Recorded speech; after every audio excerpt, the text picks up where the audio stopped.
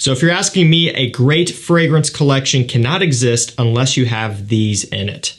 At least when it comes to me, I know I would not be content with my collection knowing what I know now if I didn't have these in it. I really like these a lot, and I think they offer a lot of value, a lot of versatility, and just a lot of, interesting kind of unique facets to my collection. So if you guys are looking to take your collection to the next level, you want to make sure you're adding as much value as you possibly can, especially if you don't want to have hundreds upon thousands of bottles. Make sure you take note and at least consider some of these. So I'll drop some links to these down below. You can shop through discounters and save yourself a lot of money. Now I want to get things kicked off with what would technically be considered a niche scent, although because of the price point that this one falls in at, I'm putting it in here anyway. Okay, so a lot of times niche is oftentimes separated by price. Now sometimes you'll get Mancera and other brands that kind of bridge that gap, but in this instance here, I still wanted to include this one even though it is a designer list.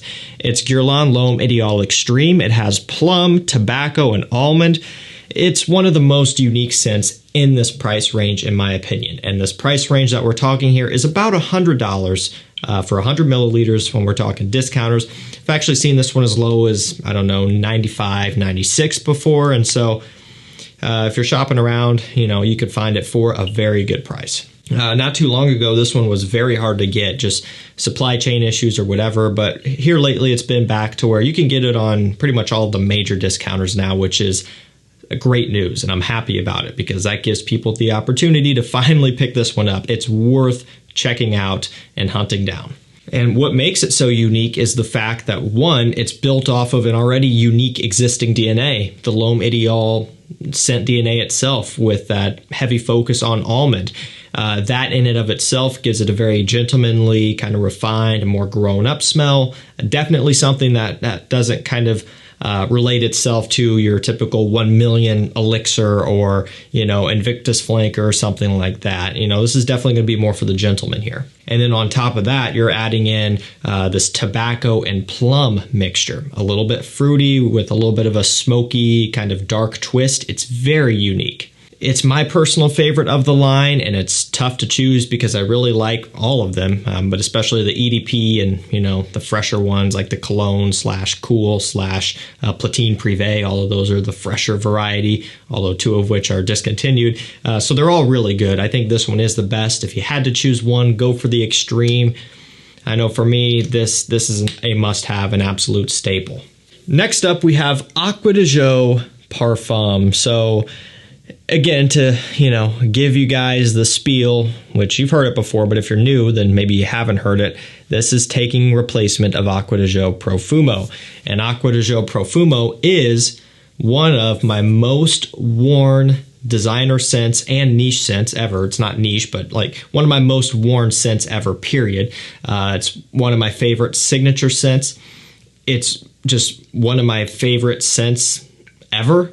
I love it, and I can wear it for anything. You can wear it for anything. It's super versatile. This is that, okay? So they discontinued Profumo, and they've released it in this Parfum. So they're very similar. The only differences you'll find are primarily off the opening, and actually it's in a good way.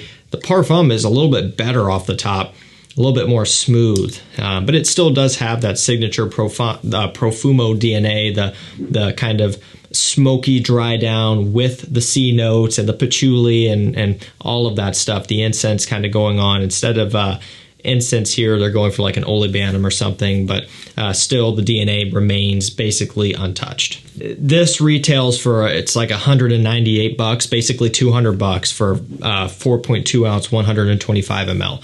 For a designer. You guys know my love for this stuff, and even I will be the first to step up and say $200, that's starting to get crazy. That's just kind of how it goes now. You can grab this one on discounters usually for around 125, so it's about $1 per milliliter is kind of the going rate for this one right now. So that's kind of about where it should be, and that's considerably better than $200. Every time this one pops up for a good deal, along with any other thing that might be hard to get on discounters or rare or discontinued, I do send out an email and a text to my mailing and texting list, so you can sign up to both of those down below. I highly recommend it if you want to save some money and get some great deals. Okay, so we're going to jump from one parfum to the other. Again, this is my video, it's my list, and so just like anything, of course, there's bias because we're talking about fragrances, which is very personal and very subjective, and these are what I like, and I oftentimes really find myself gravitating towards parfum concentrated scents. That's just me. But not only that, I do think that these can provide value for a lot of you guys as well. So it's kind of a, two birds with one stone thing. These are some of my favorites. I have a lot of other favorites too, but I also think these are going to work well for a lot of people. Anyway, that other parfum is Bleu de Chanel parfum. It's got lemon zest, some of the smoky incense, some of the birch. And so the lemon zest is kind of taking replacement of the grapefruit in there, but you're still getting kind of a, no shocking surprise here, a zesty kind of bright opening. Gets very woody, very masculine, very modern, fresh, musky, and soapy in the dry down. I love it. And the parfum, again, is my favorite of the Bleu de Chanel line, which is pretty easy to digest. There's only 3 of them total. I've got absolutely zero clue what Chanel is doing or what they're waiting on, but this was their last men's release, and then they just went completely MIA.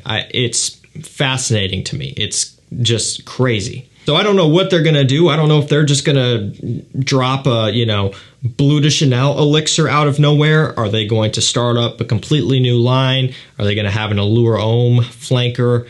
I don't know. Just give us something, please. I mean, come on. And so for me, this, again, Bleu de Chanel Parfum, the best release. It's one of their best offerings, period, in my opinion. If you're wanting to pick up one scent from Chanel, you've got the entire Allure Homme line, which is amazing in its own right. But when you kind of factor in versatility, compliment factor, quality, all of that stuff, it is really hard to beat this choice right here. It's a little bit more expensive, but I'm telling you, it's worth every penny. Next up, we have Brioni Eclat. So this is going to be their frosted glass Freshie. Whenever you see that kind of frosted glass, this is their summer version, not just from Brioni, obviously, but from most of the major designer brands. That's kind of how they roll. They start off with something kind of, just in the middle, then they release maybe something darker, then they release an Eau Fraiche, and so on. That's kind of what this is.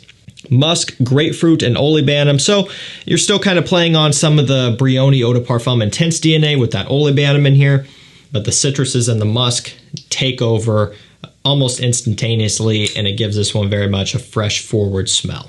It's uplifting, it's cooling, it's effervescent, it's just one that puts you in a good mood. When you smell it, it kind of takes all of your worries away. And this is especially great for spring and summertime, just when it's warm and when the sun is out and it's not gloomy and cold and getting dark at 4 o'clock like throughout the winter time. When you pair this one with some beautiful weather, it is something special. Pricing on this one isn't too horrendous either. I think you're looking at around, maybe $60, $70 for this, 100 mil. Definitely pretty reasonable.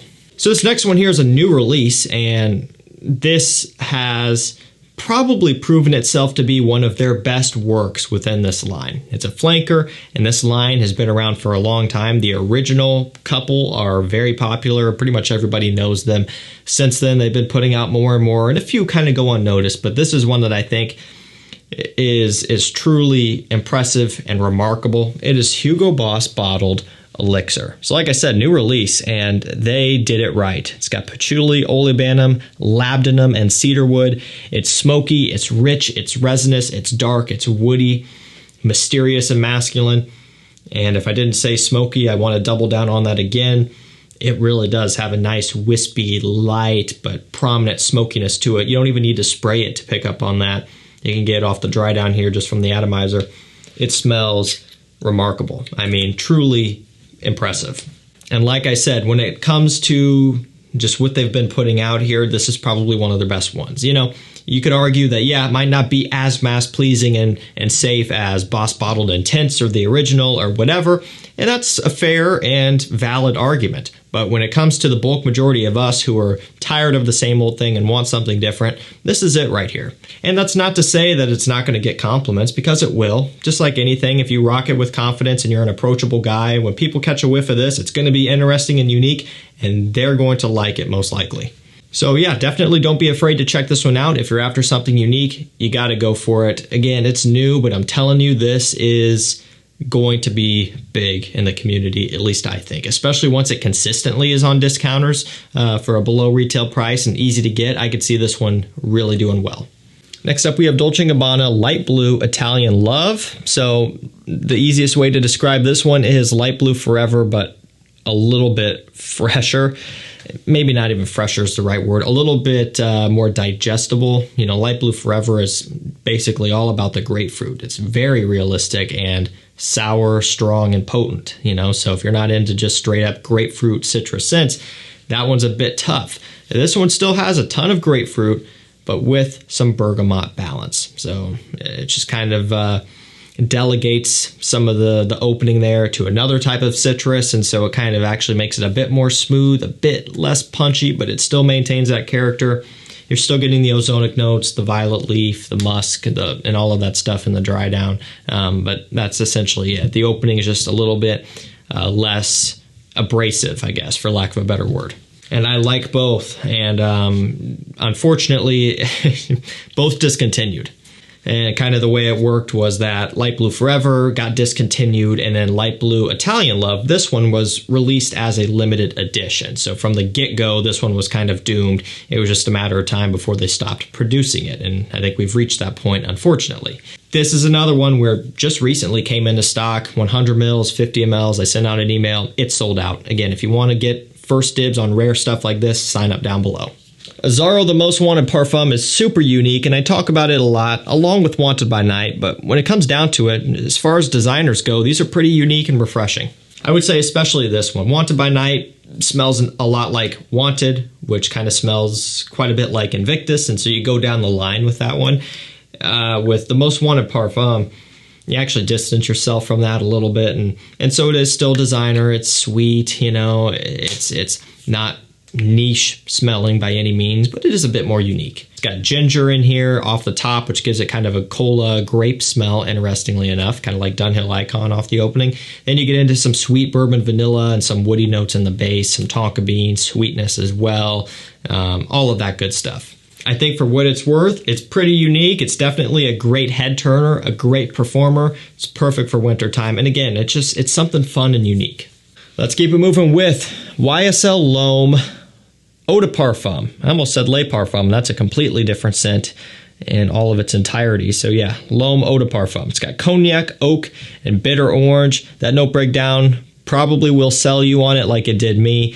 And if it doesn't, maybe this description will. What they're doing here is they're taking that original classic gentlemanly L'Homme DNA, the OG, and they're just making it more mature, more refined, and more elegant with a boozy twist, a heavier, richer base and dry down. They truly outdid themselves here. Outdid, outdone, they outdone themselves, outdid. I think it's outdid, but we'll just do away with that term entirely. They did an amazing job. Truly impressive. That opening is just gorgeous. I mean, it shares that same opening that the original L'Homme has, so that's something that's very familiar. If you've spent any amount of time with L'Homme like I have, that's one of my favorite designers, and it's something that seems super basic on paper, but it's great. It's super unique and one of a kind. And when you smell this, it goes right back to it. But this one just has a bit more going on. And not to say that the original was, you know, super two-dimensional and boring, but it was more of a lighter duty spring style scent, just kind of an all year rounder, gentlemanly signature scent. This one I think is a little bit more situational and a little bit more specific, kind of honing in on the fall and winter seasons and things like that. Now, regardless, if you like the original, you're going to like this one. This next one here is super basic, but I'll tell you, for me, there is 0% chance that I will ever go any amount of time without having this one in my collection. Like, I will always have this stuff, okay? Because I wear it all the time, especially at night. It is Dolce & Gabbana, the 1 EDP. So I got out one of my bottles that actually has some in it. I always show my first ever bottle, which is down to here. You can't even see the liquid in it anymore. This is kind of how they're supposed to look. And it's one of those interesting things where it kind of shows you the whole look and character of this bottle in particular comes from the liquid itself, because that's what's giving you that ambery color. The glass is just a clear to dark gradient here, but that's where you're getting your color from there. So when you start to use your bottle, it gets considerably more ugly, and it just makes you want to purchase another one, so you got a full one to look at. Maybe that's part of their plan. Regardless of that, you know, I was buying backup bottles well in advance, and I went on the hunt of buying a bunch of first year 2015 bottles to hoard and stash away, because that's how much this stuff means to me. That's dedication. I don't care what anybody says. I'm not hyping this up just for some random reason. Like, this is a truly special scent for me. I love it. I gotta have it. And let's be real, I'm not the only one that likes this. It's a bestseller for men. It's on the first page of all of the best-selling, you know, discounter pages, right? On page number 1, all over the place. It's popular, and that's part of its downfall. It's part of the reason why it gets hate. For me, I don't care. I love it, and I wear it, and my collection would not be what it is today without the 1 EDP. Like, this is part of that fuel that pushed me to keep going and keep exploring back when I was first starting out. So love this stuff.